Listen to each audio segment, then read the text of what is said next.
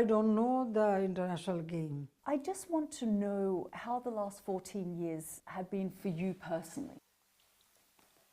I can tell you one thing, that last 14 years is the best time for Bangladesh, because in every aspect we made tremendous development, which we could not do it in the past, because you know that after the independence, our father of the nation, Bangabandhu Sheikh Rahman, he got only 3 years and 7 months time to build up the water of his country and develop the country. And after that, the military ruler took over power directly or indirectly, overtly or covertly. And then in 2008 election, when we won the election and we formed government, so it was continuous democratic process for 14 years, and that really helped our country to develop. Every sector we made some progress. I mean, your country has been described as a flawed Muslim democracy, and then there are those who say it's sliding into autocracy under your rule. What went wrong? How could you say autocracy?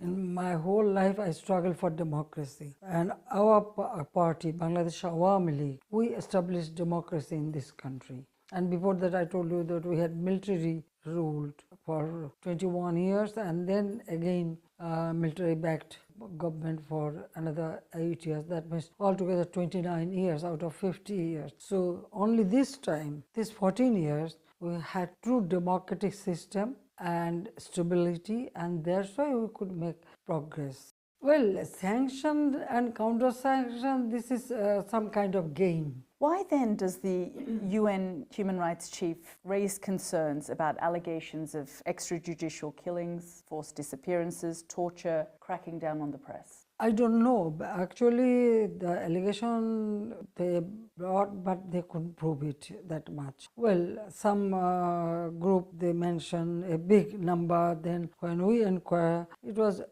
perhaps 5 or 6 persons. But sometimes people themselves, they hide.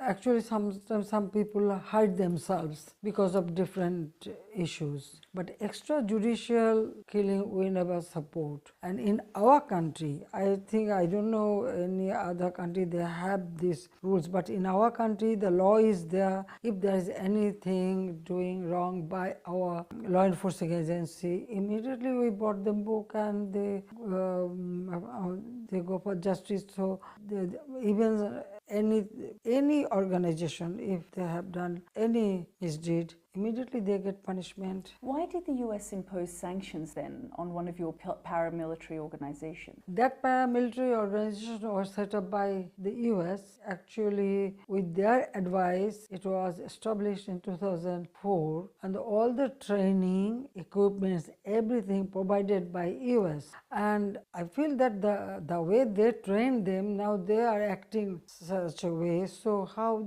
and why they put sanction, it is really a big question to me. What do you think it is? What do you think the reason for it is? I don't know. Maybe they don't want me to continue, or the progress we are making for Bangladesh, they may not accept it, or something like this. This is my feeling, because you see, terrorism at one stage, terrorism become a big problem for every country, even developed country. In our country, we control terrorism. And we had only one incident. After that, there was no incident took place. So our law enforcement agencies were working very hard to keep control and also make the progress. I mean, the accusations, I want to pick up on a few things that you said, but the accusations are that before the sanctions in 2018, this is while you're in power, there were 466 people who were killed by the security forces. In 2019, 388 people killed. In 2020, 188 people killed. Then when the sanctions were imposed, it went down to 15. The number they mentioned, they could prove it. Mostly,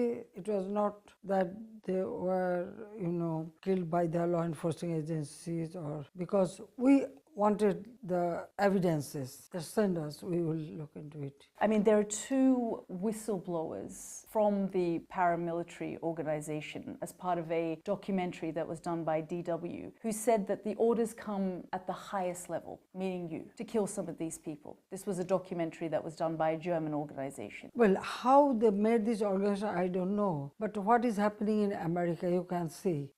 Almost every day, even in a school or shopping mall or restaurants, people are entering, killing, even the school children.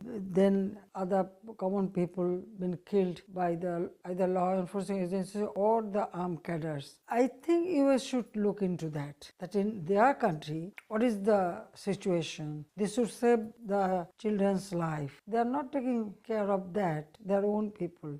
But the allegation they brought or the number they said, we asked them that give us the evidence. They couldn't place that. And yet they're not lifting the sanctions. Well, sanction and counter-sanction, this is some kind of game, what I feel. It is still not clear to me that why they put sanction to our country. I can tell you one thing, look at me. My whole family was assassinated.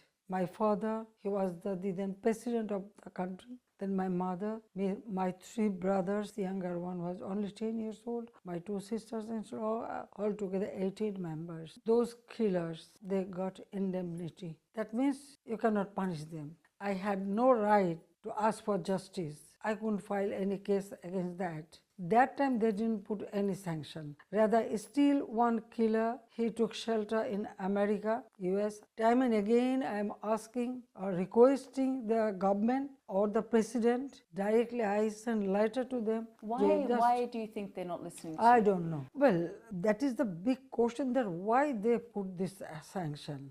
When the law enforcement agencies is working to control the terrorism and action taking the violator of human rights, but why they supporting the violators, not the victim or not the people? Amnesty International, Human Rights Watch, the UN have all expressed concern. I know about that all 12 together, they placed this, but they couldn't prove. Are they lying? I don't know the international game. Why would they want to remove you? Well, they killed my father, those who killed our family, even my 10 years old brother. Perhaps those killer or conspirator never wanted that anybody from that family should come to power. And then when the military ruler ruled the country, that time they not only ruled the country, they killed so many people in our law enforcement agency, our army, police, even our party. Thousands of people been killed. So that time we never saw any sanction. The feeling. So this is the question also from me to the international community, that why they were so blind that time. They never said or never put any sanction to the military dictator or the people, those who killed. Even in a broad daylight, there was an armed attack or grenade attack on me, and 22 members of my party been killed and nearly 700 people been wounded. Well, that time I didn't saw any sanction. But the feeling is that the RA paramilitary organization ordered the killings of journalists, opposition leaders and dissidents, activists. There's here, the Observer says earlier this year that the police are accused of a coordinated campaign of violence against the opposition. Officers have fired on peaceful protesters. Listen, I was in opposition. I know the ruling party how tortured us.